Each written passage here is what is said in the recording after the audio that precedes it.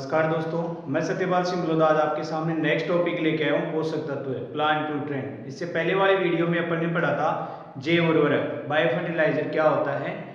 अगर किसी को भी अगर ये लाइन नहीं समझ में आई हो या जो जैव उर्वरक का टॉपिक था वो नहीं समझ में आया हो तो कमेंट बॉक्स में अपना कमेंट देके पूछ सकते हैं। अब दोस्तों जो आज इस वीडियो में अपन जो टॉपिक पढ़ने जा रहे हैं, इस टॉपिक में सबसे इम्पोर्टेंट ये बात है कि पोषक तत्व क्या है।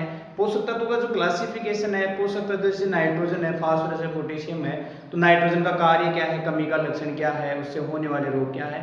तो एग्रीकल्चर से रिलेटेड कोई भी कंपटीशन एग्जाम हो, चाहे जेट हो, आईसीआर हो, चाहे बीएचयू हो, अदर कोई भी कम्पिटिटिव एग्जाम हो, उसमें ये बहुत ही इंपॉर्टेंट टॉपिक है।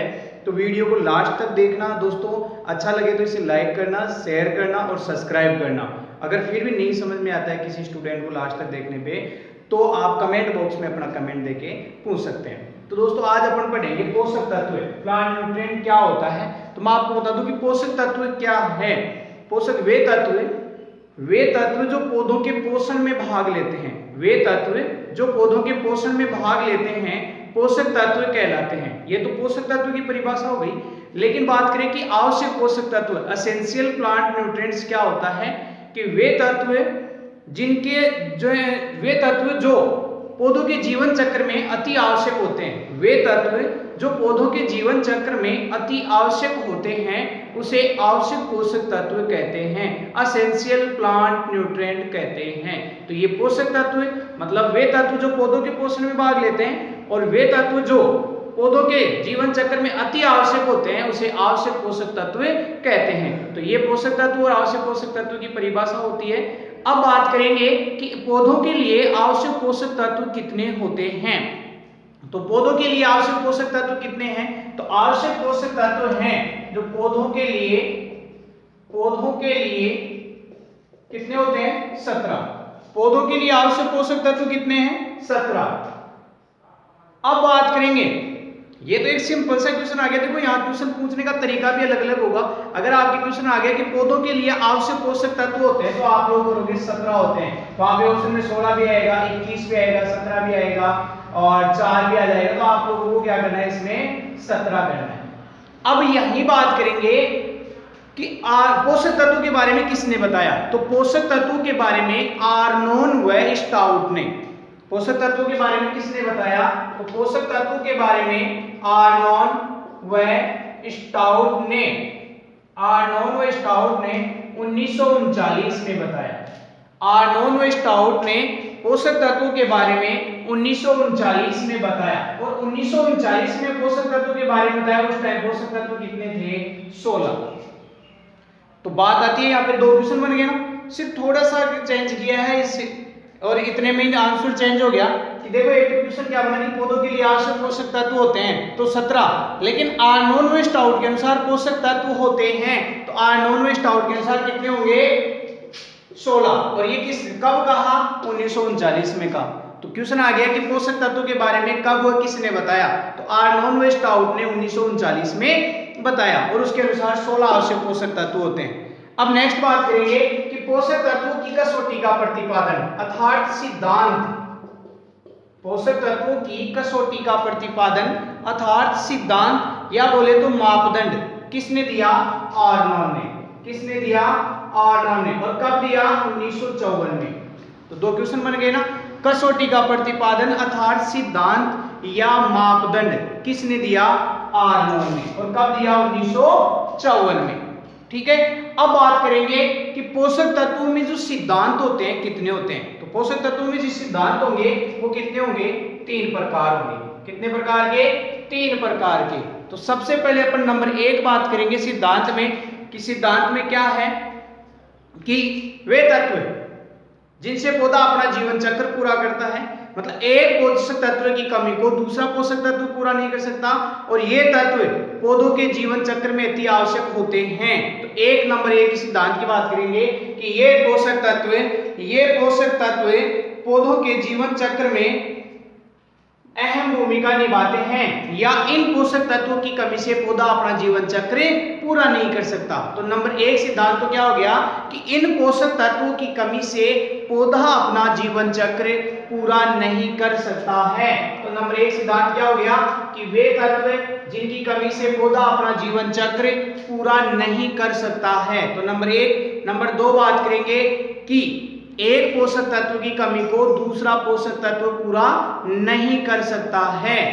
एक पोषक तत्व की कमी को दूसरा पोषक तत्व पूरा नहीं कर सकता है। इस लाइन का मतलब समझना कि जैसे प्लांट में नाइट्रोजन की कमी है, आपको पता चल गया।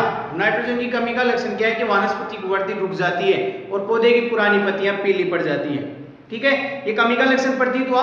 अब आपको पता है नाइट्रोजन की कमी है और आप उसमें पोटेशियम या सल्फर दे रहे हो, तो क्या उसकी पूर्ति हो रही है क्या? नहीं, वो तो नाइट्रोजन देने पे ही होगा। ठीक है, अब जैसे अपनी बॉडी की बात कर लें, अपनी बॉडी में हो तो रहा है पेट दर्द और अपन सर दर्द की टेबलेट ले रहे तो क्या ठीक होंगे क्या? नहीं ना। तो यही काम हो रहा है कि एक पोषक तत्व की कमी को दूसरा पोषक तत्व पूरा नहीं कर सकता है। और तीसरी बात करेंगे यहाँ पे कि पौधे सीधे ही पोषण की उपापचय क्रियाओं में भाग लेते हैं। पौधों में तत्व सीधे ही उपापचय क्रियाओं में भाग लेते हैं। तो तत्व पौधों में उपापचय क्रियाओं में सीधे भाग लेते हैं। उपापचय बोले तो मेटाबॉलिज्म। तो ये सिद्धांत हो गए 3, उपापचय क्रियाओं में सीधे भाग लेते हैं। एक तो क्या हो गया कि इन पोषक तत्वों की कमी से पौधा अपना जीवन चक्र पूरा नहीं कर सकता। दूसरी बात करेंगे कि एक पोषक तत्व की कमी को दूसरा पोषक तत्व पूरा नहीं कर सकता। और तीसरा होगा कि इन पोषक तत्व मतलब ये पोषक तत्व पौधों के पोषण में, ये तत्व पौधों के पोषण में सीधे ही उपापचय क्रियाओं में भाग लेते हैं। तो ये 3 सिद्धांत हो गए। और सिद्धांत किसने दिया? आर्नम ने। कब दिया? 1954 में। तो ये 2 सन हो गई। अब अपन बात करेंगे दोस्तों, जो तीसरी बात करेंगे कि लाभदायक पोषक तत्व कितने होते हैं। तो लाभदायक पोषक तत्व कितने होते हैं? जो बेनिफिशियल न्यूट्रिएंट हैं, लाभदायक पोषक तत्व। तो लाभदायक पोषक तत्व कितने होंगे? 4। ये भी बहुत इंपॉर्टेंट क्वेश्चन है। लाभदायक पोषक तत्व होते हैं 4। अब 4 कौन कौन से होंगे? कोबाल्ट, सिलिकॉन, सोडियम और वेनेडियम। कोबाल्ट, सिलिकॉन, सोडियम और वेनेडियम। तो कोबाल्ट का प्रतीक CO, सिलिकॉन का Si, सोडियम का Na और वेनेडियम का V हो गया। ठीक है, अब बात करेंगे कोबाल्ट, सिलिकॉन, सोडियम और वेनेडियम। तो कोबाल्ट का कार्य क्या है? ये विटामिन B12 के निर्माण में सहायक है। विटामिन B12 के निर्माण में सहायक है। और नंबर 2 बात करेंगे सिलिकॉन की। तो ये धान व मक्का में, ये सिलिकॉन है धान व मक्का में रोग प्रतिरोधक क्षमता बढ़ाता है। सिलिकॉन धान व मक्का में रोग प्रतिरोधक क्षमता बढ़ाता है। और तीसरा बात करेंगे सोडियम। तो सोडियम का क्या होगा? यह जो चुकंदर होता है, ये चुकंदर एवं कैम, जो कैम पादप होते हैं उसमें परासरणी दाब, चुकंदर व जो कैम पादप होते हैं उनमें परासरणी दाब को नियमित करता है। ये चुकंदर वाला तो बहुत इंपॉर्टेंट है। सोडियम चुकंदर व कैम पादपों में परासरणी दाब को नियमित करता है। और नेक्स्ट बात करेंगे दोस्तों वेनेडियम। तो वेनेडियम का कार्य क्या है? वेनेडियम ये तो बहुत इंपॉर्टेंट है। वेनेडियम का कार्य क्या है? ये धान के खेतों में नाइट्रोजन स्थिरीकरण, धान के खेतों में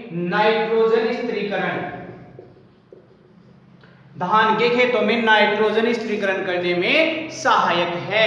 तो ये 4, अब कोबाल्ट, सिलिकॉन, सोडियम और वेनेडियम, 4 बातें हो गई ना। अब दोस्तों सपोज दैट एग्जाम के टाइम में अपन भूल गए कि लाभदायक पोषक तत्व कौन कौन से हैं। ठीक है, इसके लिए अपने पास एक छोटी सी ट्रिक है जो मैं आपको बता देता हूं। कोसी नाव, अपने 4 ही तो लाभदायक पोषक तत्व हैं और 4 ही अपने पास यहां साथ हो गए। कोसी नाव 4 हो गए ना। कोसी नाव, तो को यानी कोबाल्ट, सी यानी सिलिकॉन और ना यानी सोडियम और वा यानी वेनेडियम। तो कोबाल्ट, सिलिकॉन, सोडियम और वेनेडियम। तो ये छोटी सी टेबलेट याद रख लेना, कोसी नावा। ठीक है, ये किसी मार्केट में नहीं मिलती है, ये यहीं मिलेगी। ठीक है, इस वीडियो में मिलेगी। तो कोशिनावा, कोबाल्ट, सिलिकॉन, सोडियम और वेनेडियम। तो ये अपने याद रखने के लिए एक छोटा सा लॉजिक था, अच्छे से याद कर लेना। अब दोस्तों नेक्स्ट बात करते हैं अपन यहाँ पे, वो होगी जैसे लाभदायक पोषक तत्व हो गए, कितने होते हैं 4। अब बात करेंगे अपन क्रियात्मक पोषक तत्वों की, जो फंक्शनल न्यूट्रिएंट हैं, क्रियात्मक पोषक तत्व। तो क्रियात्मक पोषक तत्व कितने होते हैं? अगर सिंपल सा क्वेश्चन आ गया कि क्रियात्मक पोषक तत्व होते हैं, तो क्रियात्मक पोषक तत्व कितने होंगे? तो ये तो बात हो गई दोस्तों 21। ठीक है, अब बात करते हैं कि क्रियात्मक पोषक तत्व किसे कहते हैं और क्रियात्मक पोषक तत्वों के बारे में कब व किसने बताया। ठीक है, तो क्रियात्मक पोषक तत्व किसे कहते हैं? तो डीजे निकोलस ने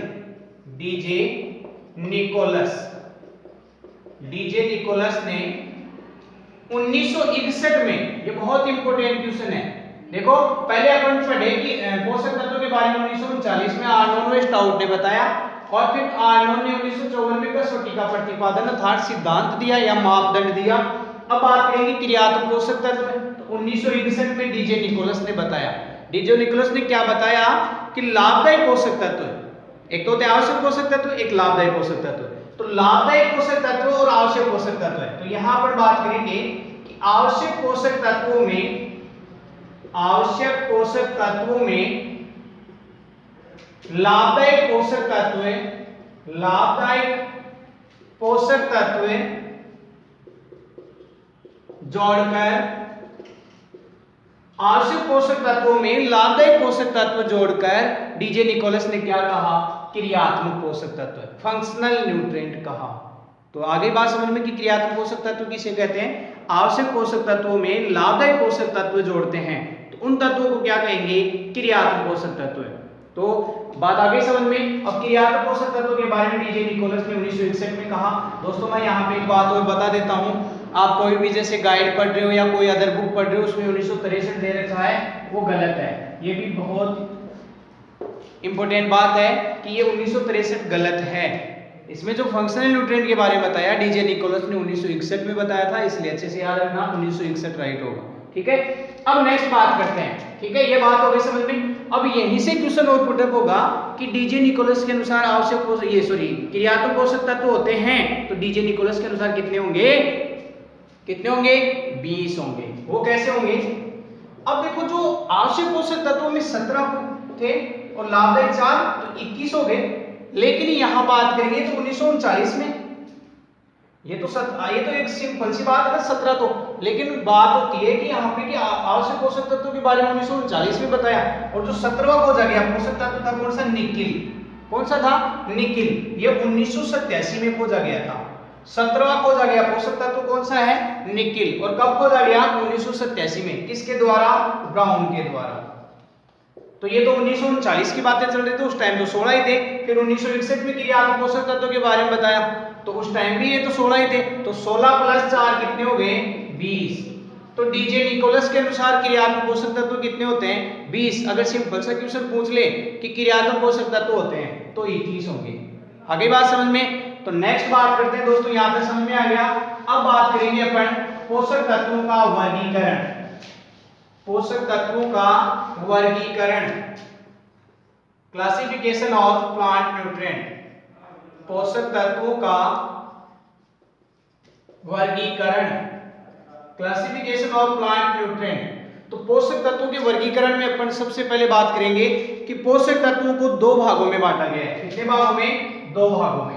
देखना यहाँ पे बहुत इंपॉर्टेंट है। पोषक तत्वों को कितने भागों में बांटा गया है? 2 भागों में। 2 कौन कौन से हैं? एक बात करेंगे मुख्य पोषक तत्व, मुख्य पोषक तत्व जिसे अपन मैक्रोन्यूट्रिएंट, और यहां बात करेंगे सूक्ष्म पोषक तत्व, जिसे अपन माइक्रोन्यूट्रिएंट कहते हैं। ठीक है, तो 2 भागों में विभाजित किया, एक मुख्य पोषक तत्व है और दूसरा सूक्ष्म पोषक तत्व है। अब बात करते हैं दोस्तों यहाँ पे कि मुख्य पोषक तत्व किसे कहते हैं। तो मुख्य पोषक तत्व किसे कहेंगे? जिसे पौधा 1 ppm से अधिक ग्रहण करता हो, मोर देन 1 ppm, वे तत्व जिसे पौधा 1 ppm से अधिक ग्रहण करता हो उसे मुख्य पोषक तत्व कहते हैं, और वे तत्व जिन्हें पौधा 1 ppm से कम ग्रहण करता हो उसे सूक्ष्म पोषक तत्व कहते हैं, लेस देन 1 ppm। आगे बात समझ में? तो ये मुख्य पोषक तत्व और सूक्ष्म पोषक तत्व की परिभाषा हो गई। अब बात करेंगे मुख्य पोषक तत्वों को कितने भागों में बांटा गया है। तो मुख्य पोषक तत्वों को कितने भागों में बांटा गया है? 3 भागों में। मुख्य पोषक तत्वों को कितने भागों में बांटा गया है? तो कितने भागों में बांटा गया है? 3 भागों में। अब 3 भाग कौन कौन से हैं? नंबर 1 संरचनात्मक तत्व, संरचनात्मक तत्व जिसे अपन बेसिक एलिमेंट्स भी कहते हैं। दूसरा आएगा प्राथमिक तत्व जिसे अपन प्राइमरी न्यूट्रिएंट कहते हैं। और नेक्स्ट आएगा द्वितीयक पोषक तत्व।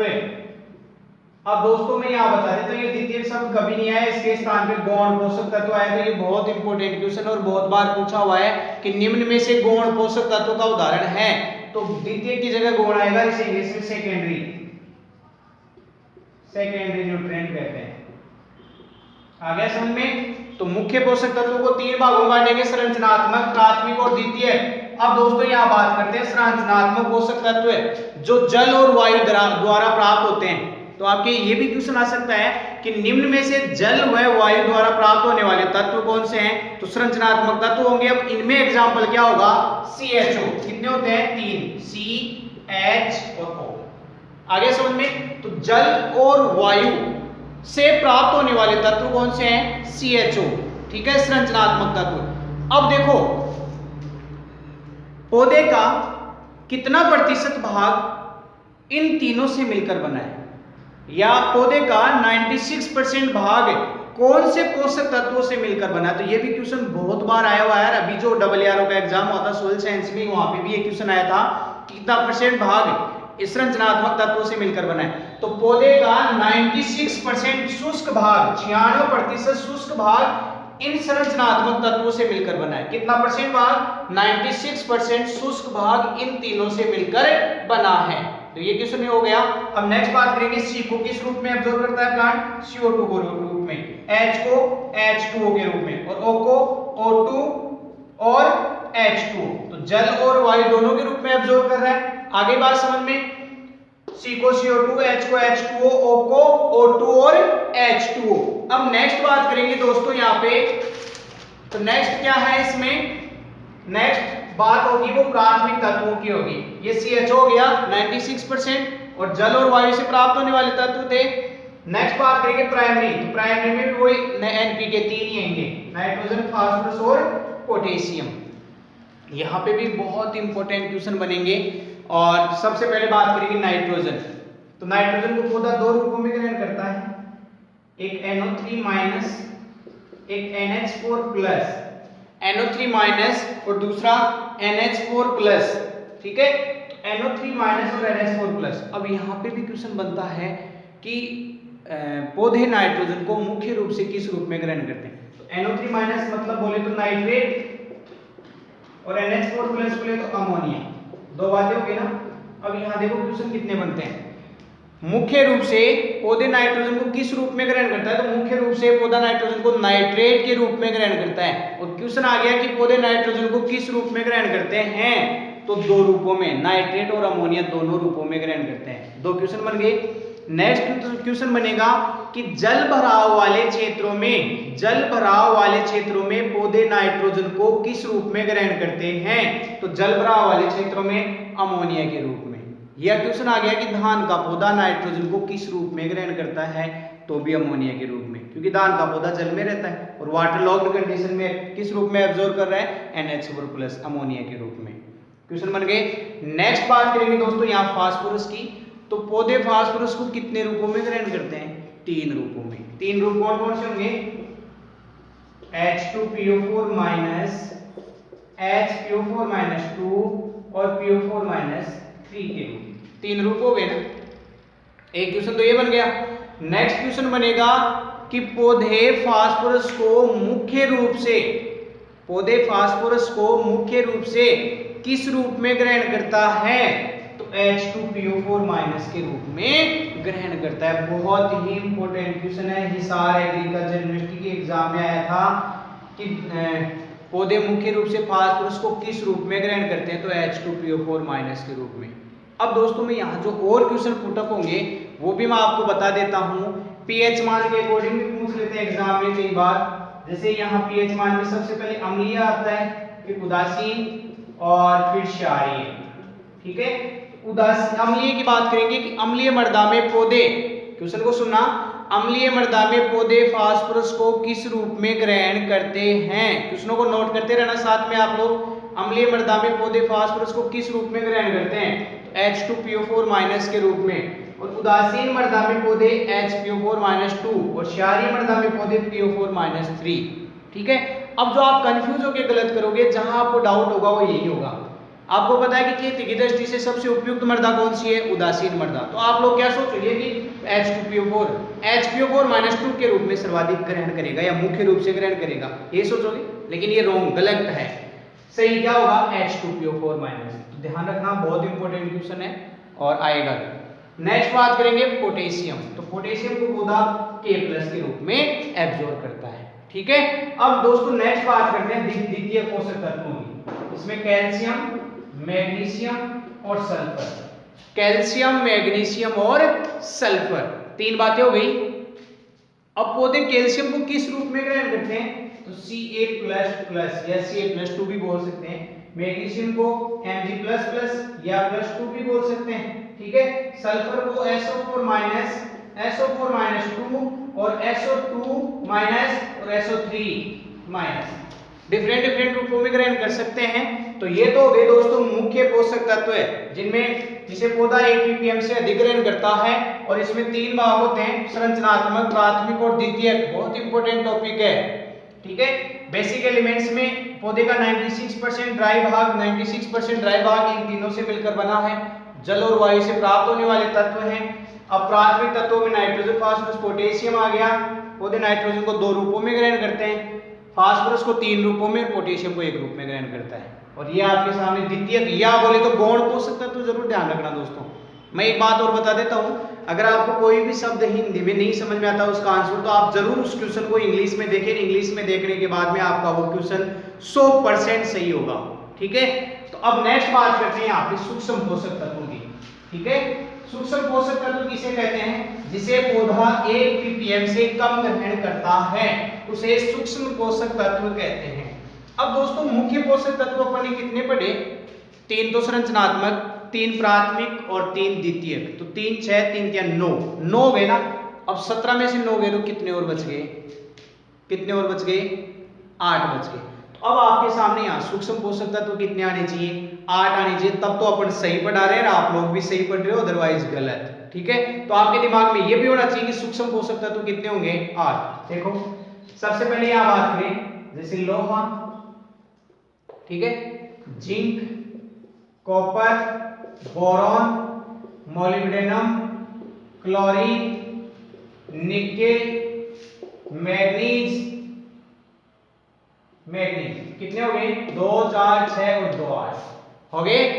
क्लियर है, तो 8 आपके सामने है। ठीक है, अब जैसे लोहा को Fe+2 Fe+3 के रूप में, Zn+2, कॉपर को Cu+2, ठीक है, बोरॉन को Bo3-, मोलिब्डेनम को MoO4-2। ये बहुत इंपॉर्टेंट है। मोलिब्डेनम को पौधा किस रूप में ग्रहण करता है, MoO4-2 के रूप में ग्रहण करता है। क्लोरीन को Cl-, निकेल को Na+2 और मैग्नीज को Mn+2 के रूप में ग्रहण करता है। ये हो गए सूक्ष्म पोषक तत्वों के बारे में। ठीक है दोस्तों, अब अपन नेक्स्ट पढ़ते हैं। यहाँ नेक्स्ट बात करेंगे, जो नेक्स्ट बात होगी सूक्ष्म पोषक तत्वों के बाद में, वो बात करेंगे अपन, जैसे डिफरेंट बात होती है कि भाई पौधों में, एक तो होता है पौधों में, एक मृदा में। एक तो होता है कि पौधों में गतिशील तत्वों का उदाहरण है, दूसरा मृदा में गतिशील तत्वों का उदाहरण है। तो सबसे पहले अपन पढ़ेंगे कि पौधों में गतिशील तत्व के उदाहरण। तो नेक्स्ट नंबर 1 बात करेंगे, हाँ तो दोस्तों नेक्स्ट अपन जो बात करने जा रहे थे इसमें जैसे बात करेंगे कि पौधों में अगतिशील तत्व कौन सा है। तो पौधों में अगतिशील तत्व इमोबाइल न्यूट्रिएंट कैल्शियम और बोरॉन, कैल्शियम और बोरॉन। अब देखो मैं आपको एक छोटा सा डायग्राम भी बना के बता देता हूँ। ये टर्मिनल पोर्शन होता है, ये न्यू लीव्स है, ये मध्यम लीव्स है और ये ओल्ड लीव्स है। तीन प्रकार की होगी, पुरानी पत्तियां, मध्य पत्तियां, नई पत्तियां और शीर्षवर्ती कागर। तो ये कैल्शियम और बोरॉन की कमी का लक्षण कहाँ प्रतीत होता है? शीर्षवर्ती कागर पे, टर्मिनल पोर्शन पे होता है। तो यहां से गति करके कहाँ जाएगा? तो ये अगतिशील हो गया। कैल्शियम और बोरॉन गति नहीं कर सकता, तो कैल्शियम और बोरॉन टर्मिनल पोर्शन पे है तो अगतिशील। नेक्स्ट बात करेंगे अत्यधिक गतिशील। अत्यधिक गतिशील में देखो नाइट्रोजन, फास्फोरस, पोटेशियम। तो आपको पता होना चाहिए कि नाइट्रोजन, फास्फोरस और पोटेशियम की कमी का लक्षण पौधे की पत्तियों में, मतलब पौधे के कौन से भाग में दिखाई देता है? पुरानी पत्तियों में एनपीके की कमी दिखाई देती है। अब यहां से कोई भी एलिमेंट्स तत्व गति करके जाएगा तो यहां तक अत्यधिक गति करेगा कि नहीं? एक लॉजिक समझने के लिए आपको याद रखना है। तो एनपीके अत्यधिक गतिशील तत्व होगा, यहां से गति करके जाएगा ऊपर, तो सबसे ज्यादा दूरी तय कर रहा है, तो अत्यधिक गतिशील एनपीके। फिर नेक्स्ट बात करेंगे मध्यम गतिशील, मॉडरेटली मोबाइल। तो मध्यम गतिशील, मध्यम पत्तियों पे, पौधे की मध्यम पत्तियों पे या मध्यम भाग में किसकी कमी के लक्षण दिखाई देते हैं? जिंक। तो मध्यम गतिशील क्या हो गया? जिंक हो गया। ठीक है। नेक्स्ट बात करेंगे कम गतिशील, लेस मोबाइल। तो लेस मोबाइल में कौन से आएंगे? जो सूक्ष्म पोषक तत्व होते हैं, अप्रोक्स जो लगभग होंगे, जो सूक्ष्म पोषक तत्व हैं जिसकी कमी पौधे की नई पत्तियों में दिखाई देती है। तो सल्फर, लोहा, कॉपर, मैग्नीज, मोलिब्डेनम और क्लोरीन, इन सब के लक्षण देखो यहां दिखाई देंगे। इसको छोड़ के इन सब के लक्षण नई पत्तियों पे दिखाई देते हैं, मोलिब्डेनम को छोड़ के। तो ये भी बहुत इंपॉर्टेंट क्वेश्चन है। नेक्स्ट बात करेंगे ऊर्जा परिवर्तन, एनर्जी एक्सचेंज लेने में हाइड्रोजन और ऑक्सीजन धनायन जो प्लस रूप में एब्जॉर्ब कर रहा है, K+, Ca+2, Mg+2, Fe+, Fe+2, Mn manganese, Mn+2, Cu+2, Zn+2, Ni nickel, Ni+, है ना। तो ये सब प्लस आ रहा है तो कैटायन फॉर्म में आ रहा है तो धनायन, ठीक है। और ऋणायन में माइनस आ रहा है तो फास्फोरस, बोरॉन, मोलिब्डेनम, क्लोरीन और सल्फर सब में माइनस। जैसे sulphur SO4-2, molybdenum MOO4-2, chlorine Cl-, boron BO3-, phosphorus को H2PO4-, HPO4-2 और PO4-3 के रूप में ऑब्जर्व कर रहा है। नेक्स्ट बात करेंगे धनायन और ऋणायन दोनों में। तो नाइट्रोजन को दो रूपों में ग्रहण करता है, NH4+ और NO3-, मतलब नाइट्रेट और अमोनिया दोनों रूपों में ग्रहण करता है। नेक्स्ट बात करेंगे अधात्विक, नॉन मेटल में कौन सा आएगा? बोरॉन। तो ये भी बहुत ही इंपॉर्टेंट क्वेश्चन बनते हैं यहाँ पे। ये तो हो गई पौधों की बात। अब दोस्तों बात करेंगे मर्दा में, मर्दा की बात करेंगे नेक्स्ट। तो ये नेक्स्ट बात हो गई मर्दा में। पौधों की बात में बात करेंगे कि मर्दा में गतिशील तत्व तो NO3-, SO4-2, BO3-2 और Mn+2 और Cl-। देखो जो भी ऋणायन तत्व है वो जनरली इस एक मैग्नीज को छोड़ के, Mn+2 को छोड़ के सारे ऋणायन फॉर्म वाले हैं गतिशील। अब मर्दा में कम गतिशील होंगे NH4+, K+, Mg+ और Cu+, सारे कौन से होंगे? धनायन वाले। तो ये भी थोड़ा सा एक अंदाज याद रखने का। नेक्स्ट बात करेंगे मर्दा में अगतिशील तत्व है तो H2PO4-, HPO4-2 और Zn+2। तो दोस्तों ये आज का अपना जो जनरली क्लासिफिकेशन था पोषक तत्वों का वो इस वीडियो में कंप्लीट होता है। इससे नेक्स्ट वीडियो में अपन पढ़ेंगे कि पोषक तत्वों का कार्य, कमी के लक्षण कहाँ प्रतीत होते हैं और उनकी कमी से होने वाले रोग। ठीक है दोस्तों, तो वीडियो अच्छा लगे तो इसे लाइक करना, शेयर करना और सब्सक्राइब करना। और फिर भी अगर नहीं समझ में आता है किसी भी स्टूडेंट को वीडियो देखने पे तो आप कमेंट बॉक्स में अपना कमेंट देके या हमारे पर्सनल कॉन्टैक्ट नंबर पे आप कॉन्टैक्ट करके भी पूछ सकते हैं। ठीक है दोस्तों, थैंक यू।